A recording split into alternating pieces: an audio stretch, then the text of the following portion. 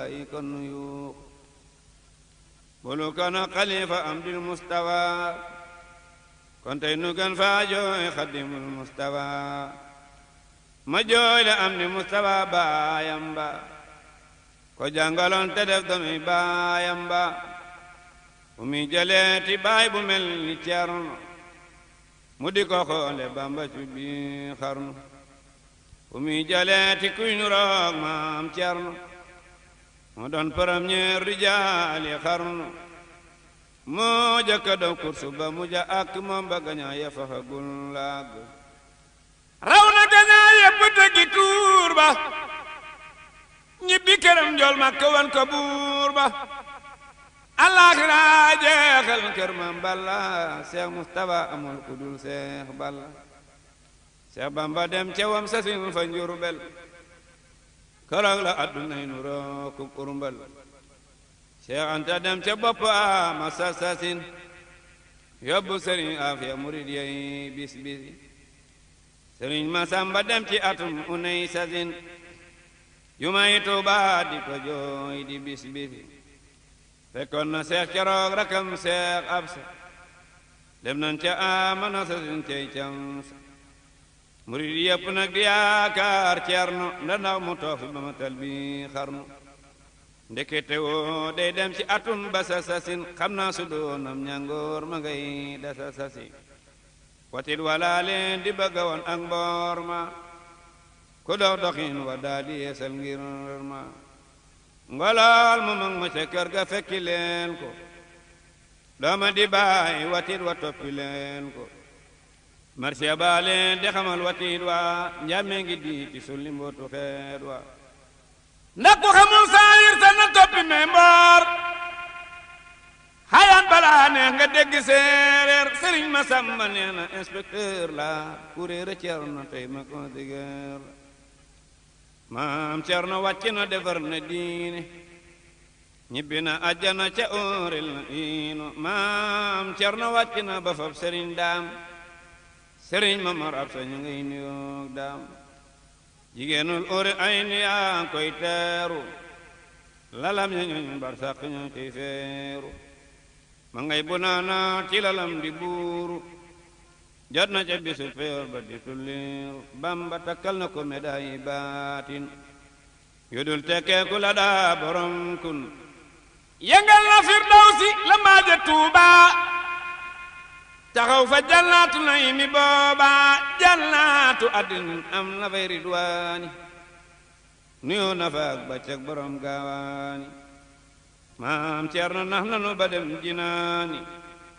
ma deefu ko seeti la daan jiraani fukki fan ak juróom la xëy di guuru ñu naa bayit mu daa di muuru ñetti fan ak ñeent weeru soobaan di alxames la nemes réew soodaan am na juróom ñetti fukkam yu manki yenenti weer laaj naa ko si di Mbàkke ku bëgg a dégg fa mu dox ci saayir nag ma jox sam nopp kon nga saagar ku bëgg a xam na Ceerno baati daa def déglu ma ndanga roy ko moo di aarif ba mi xale la daldi ànd ak Bamba di roy jikkoom yaak jéegoom yaak tànkam ya Bamba ko jàngal moo ko def kaang foore jàngal na ay foore tomas la doore ray lu saayir sa di xañ baatin ba fu mu yennee ku mu teeñu fa bi yanam ba xolam bu jébbulu ba ak tebeem ga ak dëddoom ga ak njàmbaar ga ak yaaram ga ak sàmmoom ga ak maanoom ga ak doyloom ga muñam ga ak wàkkirlu ga ak wóolom ga moo bañub tubaab mbaa teb ceddo mbaa ab yéefar soppul ku daa parano se mbaa kuy séefar ngëmam gu mat gaa waraloon liimaan jaa dëggal gu mat gaa waraloon tawhiid jaa billahi min asheytaani rajim bismillahi rahmani rahim hamdan li zil jalali wal ikrami summa salatuhu mihi hamdan li zil jalali wal ikrami summa salatuhu ma salaami ala rasuli muddatil islami wa alihi wa sahbihi al ahlami chers téléspectateurs de Baïdarou Média TV, bienvenue à cette émission que vous propose votre chaîne Baïdarou Média en ce veille de Magal de Darou Mouhty pour vous parler un peu donc, de ce grand événement donc, du calendrier mouride qui commémore les retrouvailles entre Cheikh Ahmadou Bamba et Cheikh Ibrahim Borom Darou Mouhty.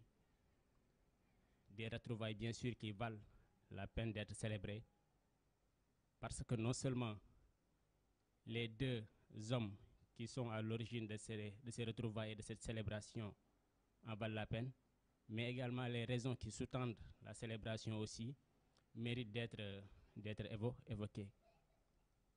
C'est pour tout cela que votre chaîne Baïdarou Média aujourd'hui vous propose cet entretien pour revenir un peu sur les différentes raisons ou bien ce que l'on considère comme étant parmi les raisons qui sont à l'origine de la célébration. Donc, pour commencer, il faudra donc, évoquer ce qui est la raison principale qui est à l'origine de la célébration, à savoir les retrouvailles entre Mame Thierno et Serigne Touba après le retour en exil de ce dernier. Quand on parle de retrouvailles, bien sûr, il faudra penser seulement à une certaine absence, à une longue absence. Et ça a été le cas pour Serigne Touba, qui a été en exil pendant presque 8 ans, donc entre les mains du colon. Et pendant ce temps, il y avait Cheikh Ibrahim Borom Darou Mouhty qui était son intérimaire, qui gardait donc non seulement la voie mouride, le mouridisme, mais également la famille de Cheikh Ahmadou Bamba pendant tout ce temps, pendant toute cette absence également entre guillemets, parce que on peut dire absence, mais comme on le sait, entre Cheikh Bamba et Mame Thierno, le lien n'est jamais coupé, comme le rappelle d'ailleurs souvent Serigne Moussa Ka. Et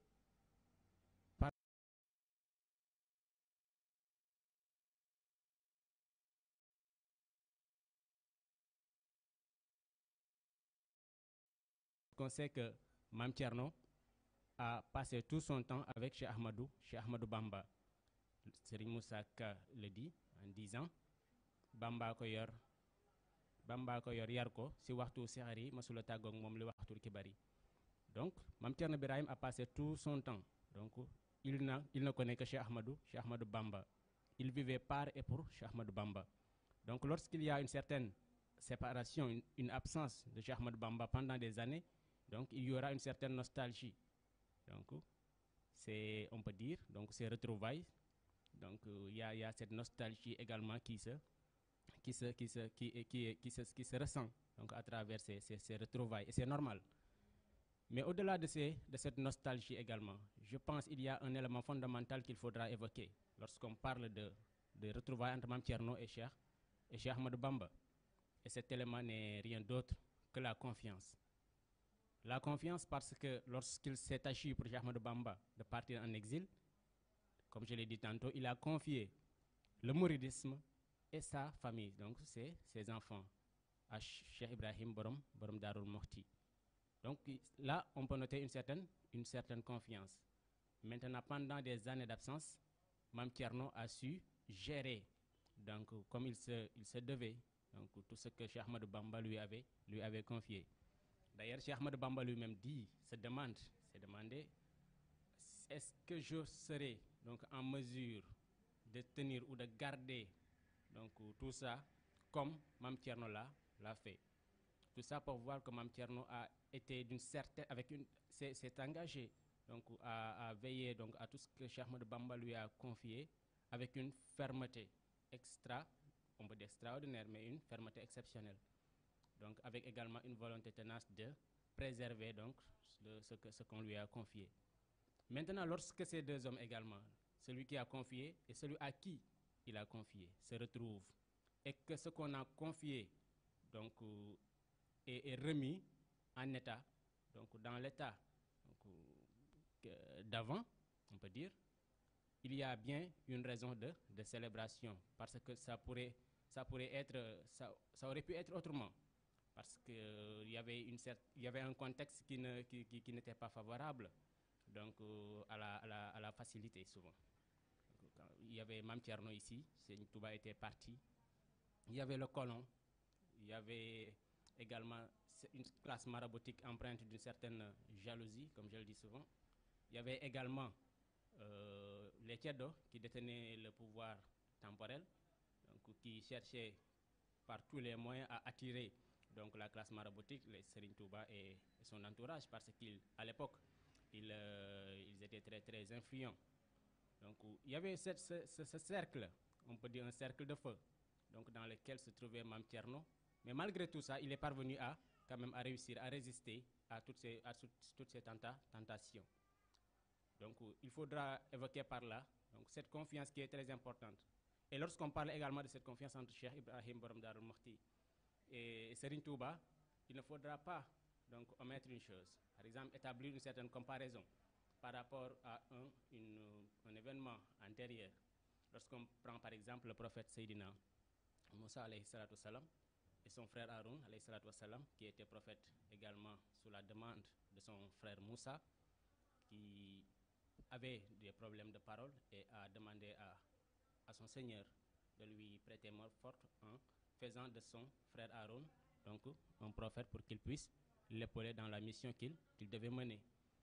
Lorsqu'on parle de cette confiance entre ces deux, Sayyidina Moussa est parti pour 40 jours, voyons, et a confié donc, a fait de son frère Haroun son intérimaire, comme l'a fait Serigne Touba avec son frère Mam Thierno Birahim, mais Serigne Touba est parti pour presque 8 ans, donc une absence beaucoup plus longue. Qu'est-ce qui s'est passé? Sayyidina Haroun n'a pas pu gérer tout ce qu'on lui avait confié, n'a pas pu donc garder donc, ce qu'on lui a confié. Et Moussa était absent seulement pour 40 jours. Et Mam Thierno a gardé donc, ce que Serigne Touba lui a confié pendant presque 8 ans, donc, et dans un contexte extrêmement difficile. Donc, lorsqu'on établit cette comparaison, on voit carrément l'importance des sacrifices donc, consentis par Cheikh Ibrahim Borom Darou Mouhty. Maintenant, lorsque Serigne Touba retrouve Mam Thierno, donc, il ne faudra pas omettre cet aspect important qui est la confiance, qui était donc, dans le départ et dans l'arrivée un point essentiel dans ces retrouvailles. Maintenant, parler de cette confiance aussi nous amène à parler de la bravoure de Mam Thierno Birahim Mbacké. Parce qu'il n'avait pas une certaine liberté pendant toute la période d'intérim, en assurant donc l'intérim de Cheikh Ahmadou Bamba. Il y avait les colons qui cherchaient toujours à lui mettre les bâtons dans les roues. Donc, et il est parvenu à se défaire de tous ces pièges, à garder la famille de Cheikh Ahmadou Bamba, à veiller à procéder également à leur formation.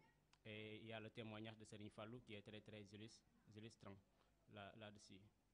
Et donc, dans ce contexte très difficile, Mam Thierno est parvenu à réussir quelque chose que peu de gens auraient pu réussir à l'époque. Donc, il y a cette bravoure. Maintenant, lorsqu'on parle de bravoure de Mam Thierno, on évoque également pendant la présence du Cheikh, avant le départ en exil.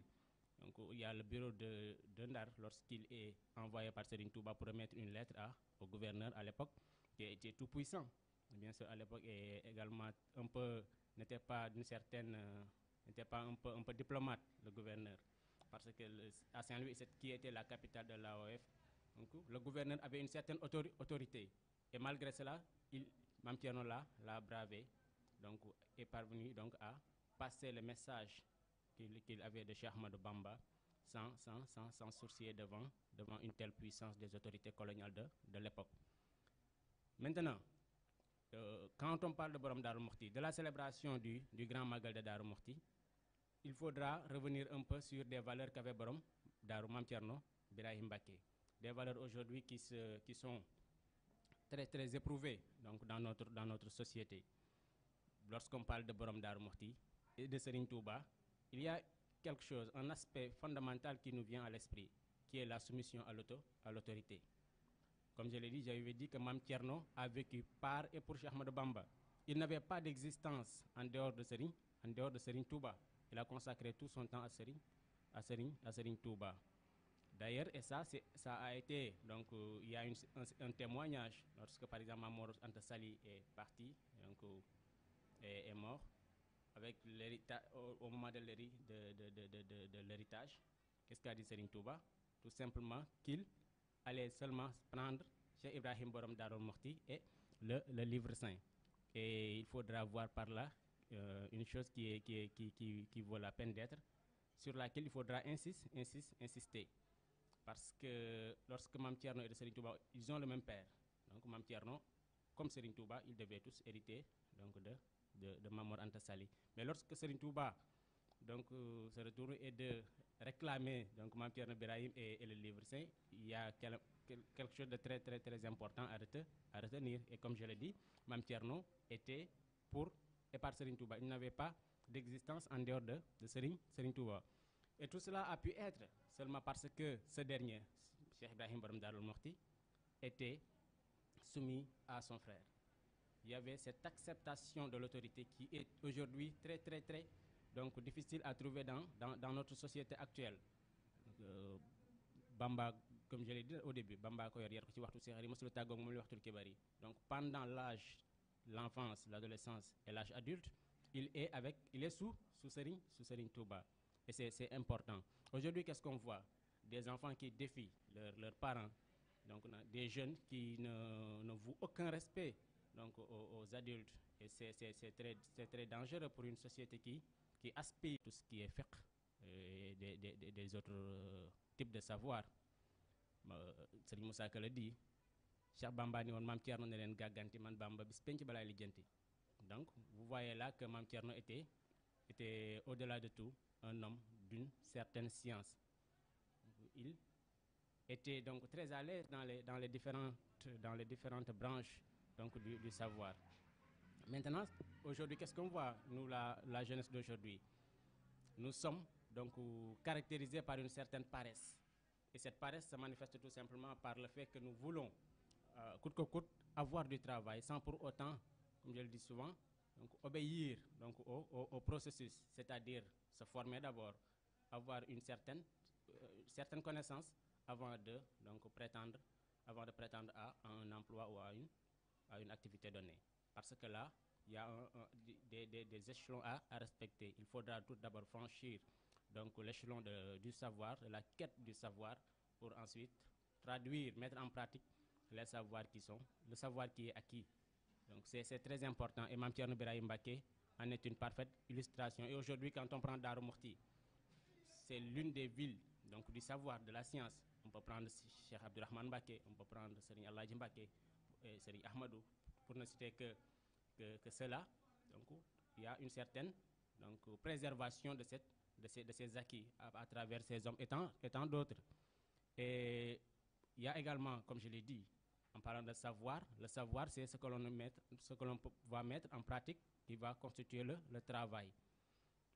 Quand on parle du travail, donc on ne peut pas ne pas parler de Cheikh Ibrahim Borom Darou Mokhti. Parce que comme les conférenciers nous le racontent, il y a cet aspect important du travail. Borom Darou Mokhti était un fervent travailleur, un grand agriculteur. Et aujourd'hui, dans la Marseillaise de Serigne Moussa Ka, on dit ñen fukki kilomètres yu wër la Thierno tooloo maa ko wër dinaa ko wax waxinu wër ngeen xam ni koo kii kenn la.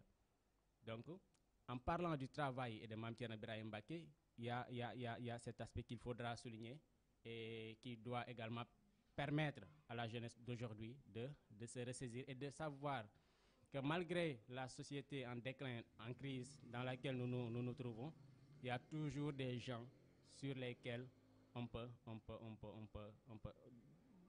trouver donc une certaine inspiration pour parfaire notre vie d'ici bas, mais également dans l'au-delà. Le travail. Aujourd'hui, en matière d'agriculture, Cheikh Ibrahim Borom Darou Mokhti n'avait pas d'égal.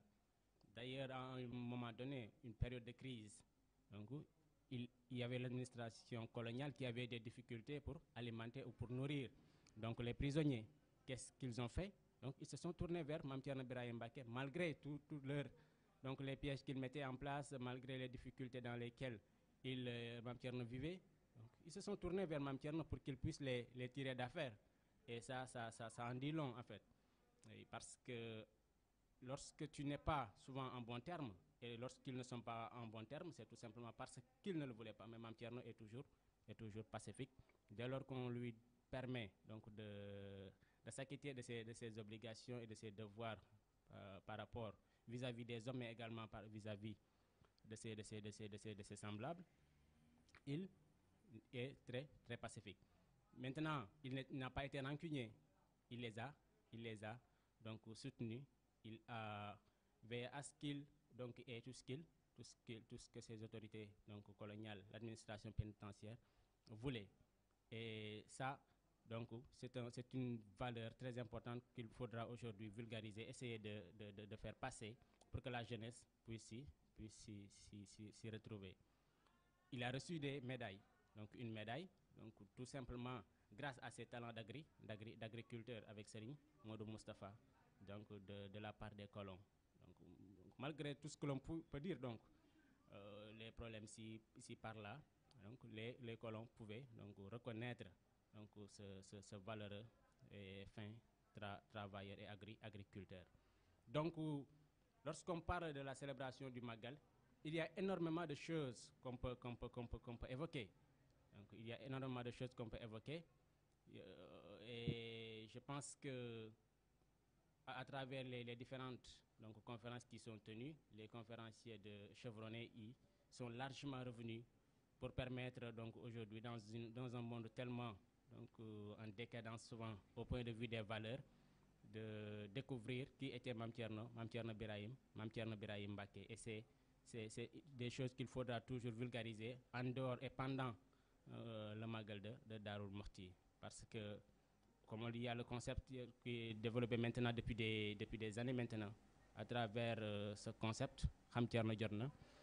Et comme je l'ai dit il y a quelque temps, il y a certains aujourd'hui qui se lèvent pour dire que c'est un non-sens et qu'il ne faut pas dire Xam Thierno Jotna parce que Borom Darou n'est pas caché ou bien n'est pas ignoré. Mais je pense qu'il faudra tout simplement essayer de comprendre l'esprit qui est derrière un tel slogan ou un tel concept et essayer également d'y mettre un peu du sien. Chacun doit donc veiller à donc endosser cet esprit pour pouvoir participer à ce qui va procéder à la vulgarisation de Mame Thierno Birahim Mbacké, de sa vie et de son enseignement. Il faudra donc nous allons nous limiter ici pour permettre également à d'autres qui sont plus à l'aise dans ce sujet parce qu'ils maîtrisent plus qui maîtrisent plus la vie de Cheikh Ibrahim Borom Darou Mouhty, de venir largement partager avec vous donc l'ensemble des valeurs et des vertus qui caractérisent ce saint homme de Darou Mouhty.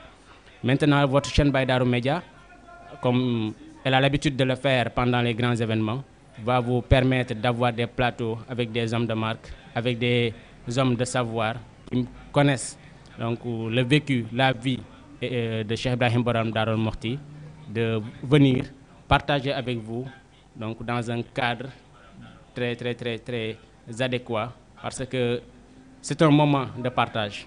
C'est un moment de partage et rien ne doit être donc occulté en ce qui concerne Cheikh Ibrahim Borom Darou Mouhty, surtout sa relation avec Serigne Touba. Donc rendez-vous est pris avec d'autres éminents donc conférenciers de Darou Mouhty d'ici ce soir et pendant la journée de demain qui est la journée du Magal. Sur ce, nous vous souhaitons un très bon Magal et longue vie également au Khalif Cheikh Mountakha Bachir Mbacké et également à Serigne Bassirou Anta Niang. Donc assalamu alaikum wa rahmatullahi ta'ala wa barakatuh. Ndum Cheikh Bamba ken yegul ko jaay nan jaay kaamil ba ken jandul ko tamuy mindum Cheikh Bamba ken yegul ko ci Yàlla la ilaha illallah muhammadun arsalahu illahu salla alayhi lahu bisalam wa alihi wa sahbihi lahma sala alayhi llahu bisalaami waali wa saabi lahlaami amaana kuy sewal ku rëy fa yàlla amaana kuy rëyal ku sew fa yàlla ba ñu ñëwee te amuñu idaaya di ñaari mbëri na bu seen wilaaya maam faati joobu ko sarax saayi nopp lu salnoo mu tuddu yetu bopp ñu baala koog la ñuy jeeg nag balaan ma maam Ceerno Jokko baay ba fi riwaaya ñu baala koog la ñuy jeeg nag balaan ma maam Ceerno Jokko baay ba fi riwaaya ñu daal di jox soxna sa Sidi Bamba nee leen suñuy nopp dañuy yonen ba te moomaat la xaalim ma maranta tu ko pataar njaw makke mel ni jant ca moomaat mu daal di faatu bawal di wal wali di ayaatu ama sasasin la faatu yi ji yàlla ñu rob ko deqale kilee xam yilla wa radiyallahu anil xadim maha abi wallahi amin